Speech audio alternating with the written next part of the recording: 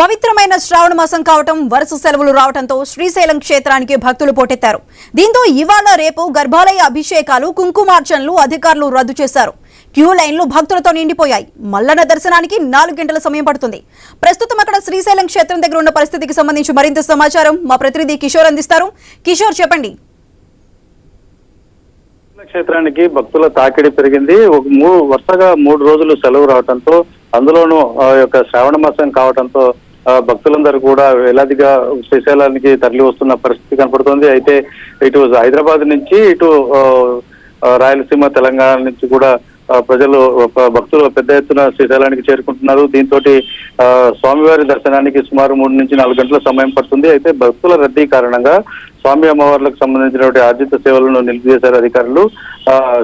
శని, ఆది, సోమవారాల్లో స్వామివారి గర్భాలయ అభిషేకాలు, స్పర్శ దర్శనాలను వీటన్నిటి కూడా నిలిపివేసిన పరిస్థితి ఉంది. అయితే మొత్తంగా కూడా ఏదైతే సెలవు దినాలు కావటం, అందులోనూ మంచి ఆధ్యాత్మిక కేంద్రం, ప్రకృతి అందాలను తిలకించేందుకు ఇటు శ్రీశైలానికి భక్తులతో పాటు పర్యాటకులు కూడా పెద్ద ఎత్తున వస్తూ ఉండటంతో ట్రాఫిక్ కూడా పెద్ద ఎత్తున పెరిగింది. అయితే ఇటు దొమ్మలపేట నుంచి శ్రీశైలం వరకు, ఇటు దోర్నాల వరకు, శ్రీశైలం నుంచి దోర్నాల వరకు కూడా ట్రాఫిక్ ను క్రమబద్ధీకరించేందుకు కూడా పోలీసులు పెద్ద ఎత్తున ప్రత్యేక చర్యలు చేపట్టారు. ఒకవైపు డ్రోన్లతోటి యొక్క ట్రాఫిక్ పరిస్థితిని ఎప్పటికప్పుడు గమనిస్తూ వాటిని క్రమబద్ధీకరించే ప్రయత్నం చేస్తూనే భక్తులకు ఎలాంటి అసౌకర్యాలు కాకుండా దేవస్థానం పరిధిలో కూడా దర్శనం ఫాస్ట్ గా జరిగే విధంగా అన్ని రకాల చర్యలు తీసుకుంటున్నట్లుగా ఇటు ఆలయ అధికారులు చెప్తున్న పరిస్థితి ఉంది. ఎందుకంటే గత కొద్ది రోజులుగా కూడా ఈ శ్రీశైల జలాశయం నుంచి నీటిని విడుదల చేసిన సందర్భంగా కానీ, లేదా ఇటు వరుస సెలవులు రావడంతో భక్తుల రద్దీ పెరగడంతో ఈ యొక్క ట్రాఫిక్ పూర్తి స్థాయిలో జామ్ అయిన పరిస్థితి ఉన్న నేపథ్యంలో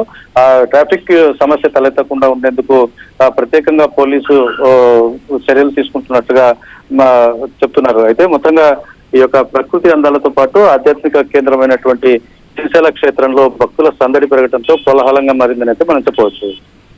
రైట్ కిషోర్, థ్యాంక్ యూ.